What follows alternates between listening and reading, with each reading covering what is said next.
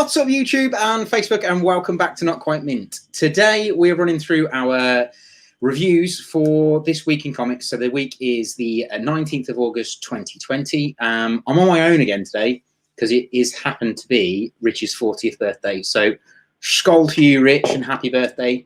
Hope you're having a lovely time. Anyway, so we're here to talk about comics. We're doing the reviews today. So shall we get into it? This week we've seen some great comics come out. I actually had the pleasure of reading quite a few of these comics this week, so not just the keys, but I'm going to try and keep it to my top 5 plus 2 notables that I thought were really good this week. So yeah, just a reminder, if you are new to the channel, make sure that you hit the subscribe button, give us a thumbs up, let us know that we're doing okay, you like what we're doing. It means a lot to us if you smash that that like button. Make sure you hit the dingly bell, which is somewhere here. No, I don't know. Doesn't matter. It's here somewhere. Hit the dingly bell so you don't miss any of our content. We do weekly videos. We do our key show on a Tuesday, and we do this review show on a Thursday. And we tend to do a unboxing video or some kind of other video on a Saturday as well. So we do have lots of stuff coming out. If you're not already following us on any of the social media sites, make sure you are, because I'm quite live on those. We'd like to interact with our fans and people that we talk to in the community and stuff. So that's Instagram, Twitter, Facebook, yeah, all the major ones. So yeah, feel free to follow us all on that. Right, shall we get into the nitty-gritty of all this? So I put number 5 this week. My 5th choice is Maestro from Marvel. Bear with me a second. So I really like this color as well, which is done by Clayton Crane. If you have, where am I? Yeah, if you haven't already pre-ordered it, you can get it from Forbidden Planet. It's an amazing looking cover. I mean, I think these are great what he's doing, Clayton Crane, with these Infinity Gauntlet covers. So yeah, I definitely would recommend picking it up.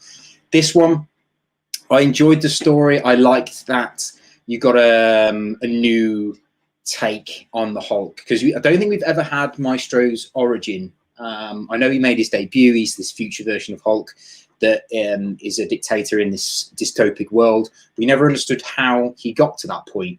So this is a really good starting point. I think it's more than a one shot. I think there's a couple of issues to go. So this is issue 1, and it is pretty cool. I mean, I really liked the premise behind it. I liked what they did with how they introduce him and what's going on in the background, and they've got a few other characters that make a couple of appearances in this. You get why what's happened, why it's dystopic, what's happened to the world, why it's essentially been burnt down. So you get quite a lot for your money for this one. So you do get a really good origin story on Maestro. So it's worth picking up for that. And if you do like Maestro as a character, I'd pick it up, definitely get it. It's written by Peter David, and the artwork is by Dale Kernan. It's very good. What else can I say about it?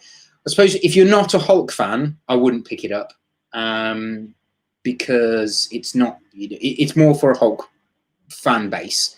But yeah, I did enjoy this one.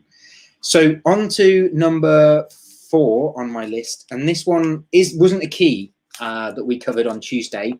However, it is a key comic because it has a first appearance, a couple of first appearances in this one. So this is Power Rangers Darkkon New Dawn. Now, I'm absolutely loving the Power Ranger run. I think it's probably one of my favorite comics going at the moment. I picked up the TMNT, well, both me and Rich did the TMNT Mighty Morphin Power Rangers crossover, which was absolutely phenomenal, and it really got me into the Mighty Morphin Power Rangers. So I went back and I reread all of the Mighty Morphin Power Rangers. So I'm up to issue 53, and I've really enjoyed it. So this is as a kind of break off of what's going on. So essentially, what's happened in the Mighty Morphin Power Rangers universe is there's an alternative version of Tommy who's destroyed Angel Grove and basically taken over the world. So. But then the Power Rangers, not too many spoilers and stuff, but they kind of sort it out as well. But this is what happens after that. So he's been taken down, as it were, and then you've got this Ranger Slayer is on the throne. If you've read Ranger Slayer, you'll understand who she is. She's amazing. She's quality. Yeah. So this would, yeah. I've lost my train of thought now. Where was I? Yeah. So anyway, yeah. So this is really good. So you get a chance to get it back into this dystopic version of Angel Grove. We see what's going on, and you get the first appearance of the second Eclipser, who is a character you might know from the Mighty Morphin Power Rangers, but they've done him, well, I say him, they've done her differently in this version. And they've also done a first appearance of a unknown Ranger that you don't know who they are yet. I have a theory that it's probably going to be one of the original Power Rangers from that universe who's been kind of encapsulated like the Man in the Iron Mask sort of thing. What's up, Dino? Hello, mate. Yes, I have let him have a day off for his birthday. Hopefully he'll do the same for me next year for mine, but we'll see. Yeah, so back to, so in this story, you've got this kind of Man in the Iron Mask kind of style thing going on, which I thought was really cool. And then by taking this Man in the Iron Mask that they find out of where he is, they set off this chain reaction, which is obviously going to pan on into the next few issues, which I'm excited to read. Yeah, so this one definitely hit in my top 5.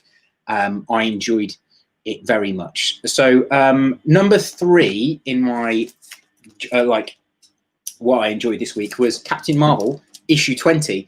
Now I really like this. I actually really like this run of Captain Marvel. I jumped on issue might have been 16, 17, and it's just been really fun to read. The Empire tying, although it's got something to do with Empire, hasn't actually got much going on in the Empire way, because all it is the fact that Carol Danvers is now the Accuser. She's basically Ronin. So she's going around doing what the Accusers do. She's going around sorting, all the politics out for the Kree. She's given the abilities, as you can see in the hammers. Let me just switch this up. So you can see that she's given the other hammers to Spider-Woman, Hazmat, and War Machine, and it's really fun. Her sister's in this. She's a really fun character, Laurel. She's brilliant. I really hope they go a bit more, do a bit more with her. It ends really well, this comic. So you obviously got this, what's going to happen with Laurel coming up into issue 21. But I would pick that one up. I think it's really good fun. I think Captain Marvel is a really good fun book. If you're after a little bit of kind of escapism and you don't really want to, too nitty gritty like you've got in the Empire, or you don't want to read Batman or Thor, and you just want something a little bit fun that you can pick up and you can put down, I definitely would recommend Captain Marvel. It is quite a fun one. So that's number 3. So now we're into my top 2, and it was really hard to pick between these two because I've enjoyed both of these. In the past issues have been the best kind of comics I've written. I've not written these. Definitely not written these. But yeah, so I'm going for number 2. Is going to be Batman issue 97, and this is the next part of the Joker War. The only thing I would say about this one is the negative. I'm going to start with the negative. So all I'd say about this one is it's a little bit like, come on, let's get going now. Let's, we're in the Joker War. We're in part 3. It's still a bit.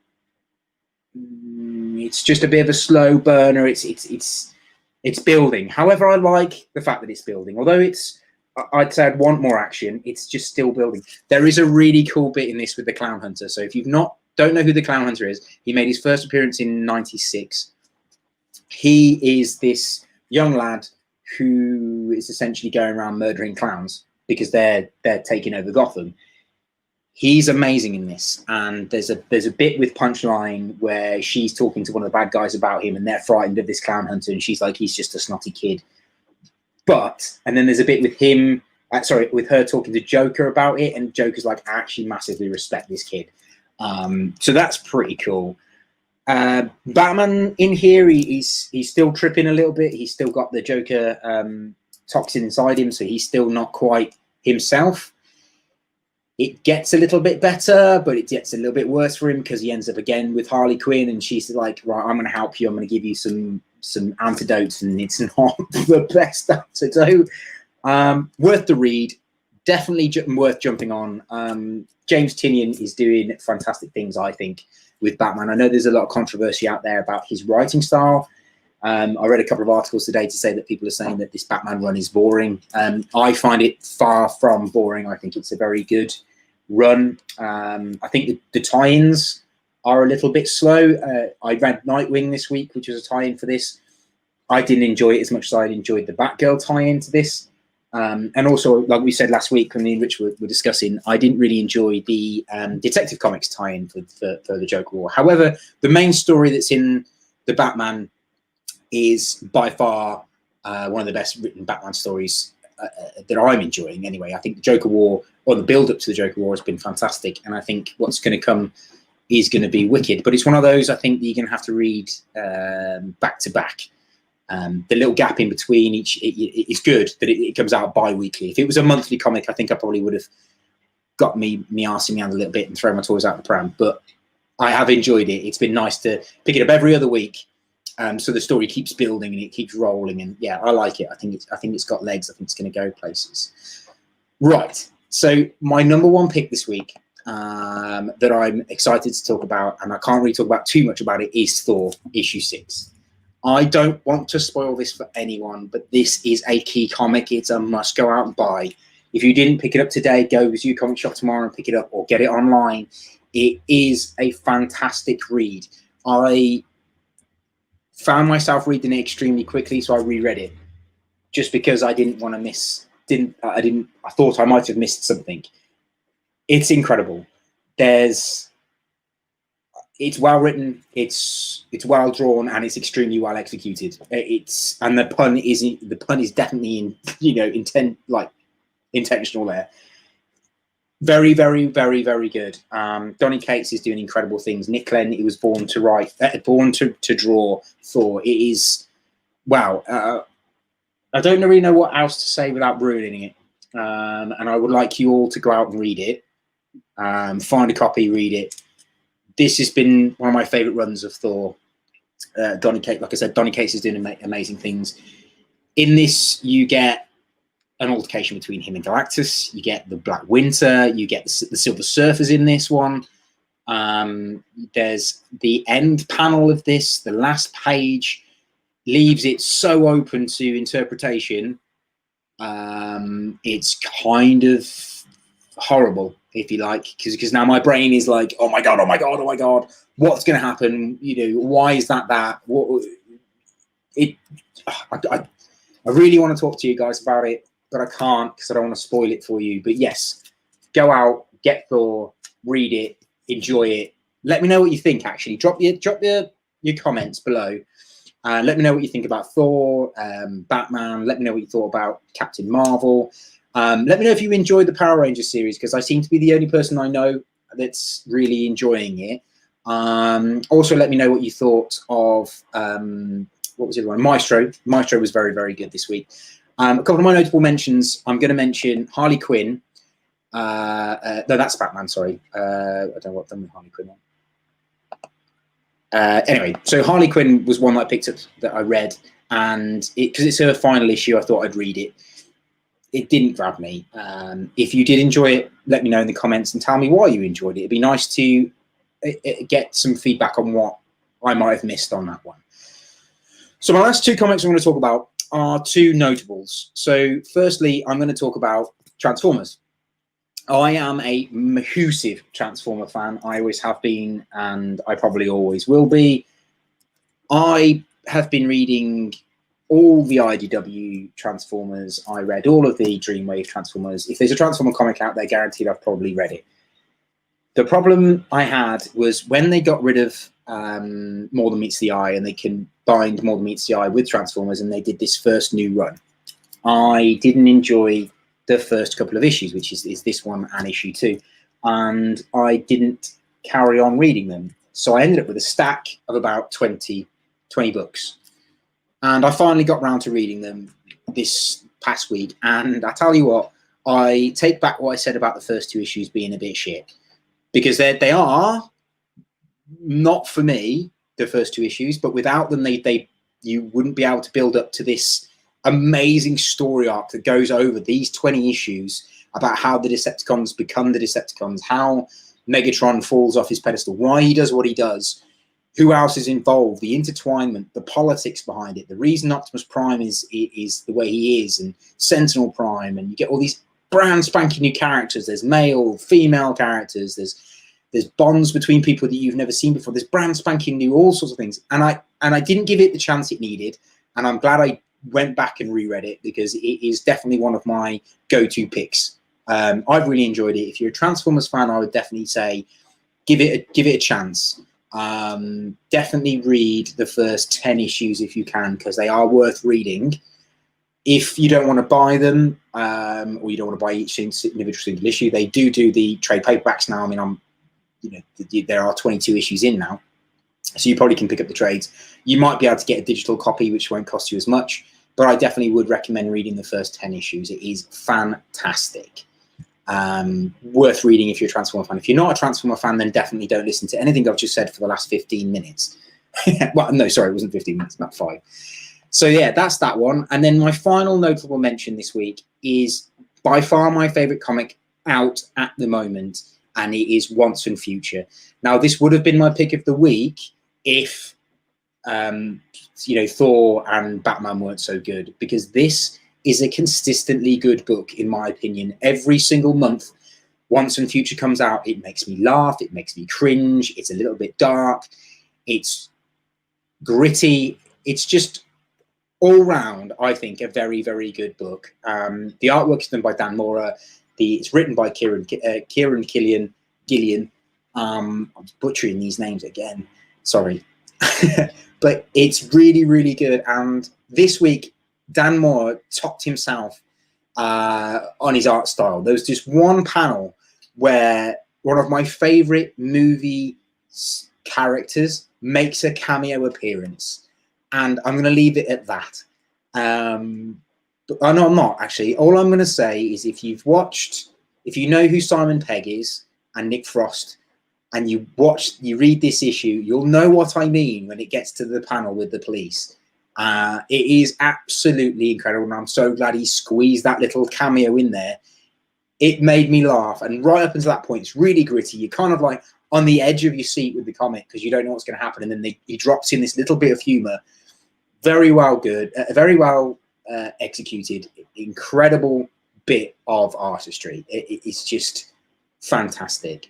That's it then, guys. So that is my top 5 plus my 2 notables. Yeah, so let me just run through them again. So number 5 was Maestro. That's a quality good book. I definitely would give this a 3 out of 5. Really good book, worth picking up.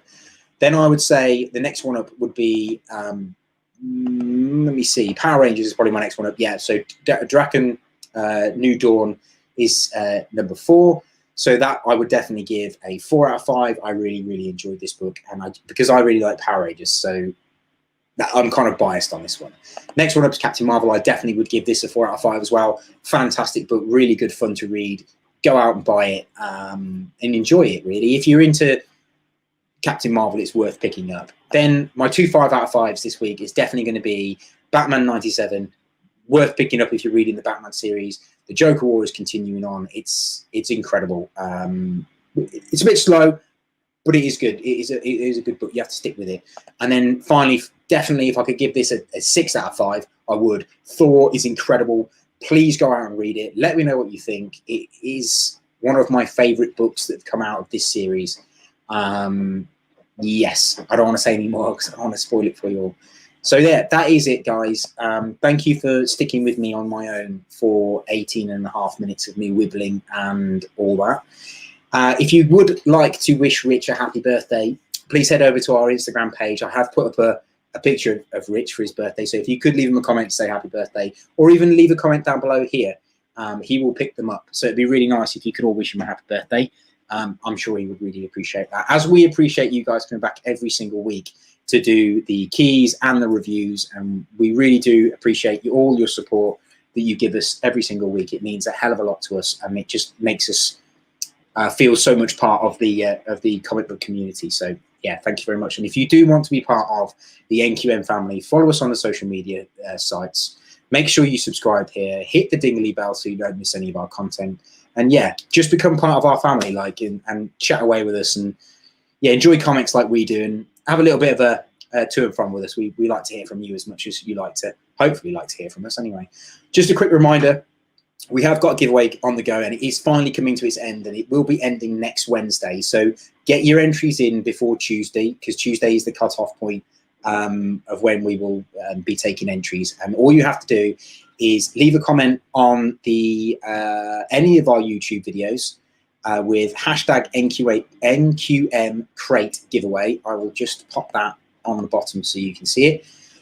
Head over to Instagram, like us on Instagram, tag 3 of your friends in any of our Instagram posts, subscribe here on the YouTube channel, leave the comment, hashtag NQM Crate giveaway, and you will be entered into the draw, and the draw will be happening next Wednesday, but the cutoff point for your entry is on Tuesday, so don't forget that. You're in a chance of winning 10 comics, 7 randomly picked comics, 1 sketch cover done by myself, which is a Thor on issue 1 of Thor. You also get our cover pick and story pick from February, which is Unkillables issue 1, which is our cover pick, which is the Martina cover, and then Detective Annuals issue 3, which is the homage to Alfred, which is a beautifully written comic, and I still think it's one of my favorite comics this year so far. Well, standalone comics anyway. So that's it, guys. I am done. I'm going to stop gnawing your ears off and let you all get back to your lives. So from me, I'm going to say stay safe, look after each other, read loads of comics. And I'm sure Rich at this point would say stay safe, look after each other. And I'm